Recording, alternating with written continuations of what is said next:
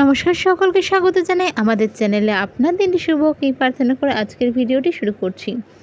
আজকের এই ভিডিওতে আমরা কথা বলবো কুম্ভ রাশির জাতক জাতিকারা যাতে সারা বছর মহাদেবের কৃপা পায় তার জন্য শ্রাবণ মাসের শেষ সোমবার তারা কী উপাচার করবে।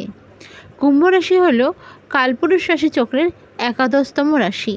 এই রাশির অধিপতি হলো শনি। কুম্ভ রাশির জাতক জাতিকারা সারা বছর মহাদেবের কৃপা পেতে শিবলিঙ্গে গঙ্গা জলের সাথে ধুতুরা ফুল এবং বেলপাতা সহযোগে অর্পণ করুন। অবশ্যই প্রত্যেক রাশির ক্ষেত্রে আরেকটা জিনিস বলবো, আপনারা চাইলেই পঞ্চামৃত দিয়ে অভিষেক করতে পারেন।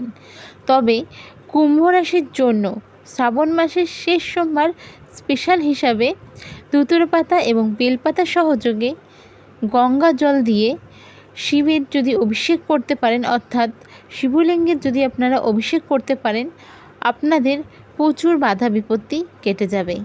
কুম্ভ রাশির জাতক জাতিকারা শুধু এইটুকুই করে দেখতে পারেন, দেখবেন যেন মহাদেব আপনাদের উপর কৃপা রেখেছে সারা বছর। এর সাথে সাথে মহামৃত্যুঞ্জয় মন্ত্রের 108 বার জপ করুন। শ্রাবণ মাসের শেষ সোমবার অবশ্যই এই জিনিসগুলি করুন।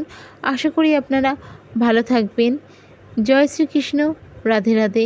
ভিডিওটি ভালো লেগে থাকলে অবশ্যই সাবস্ক্রাইব, লাইক, শেয়ার করবেন। ধন্যবাদ।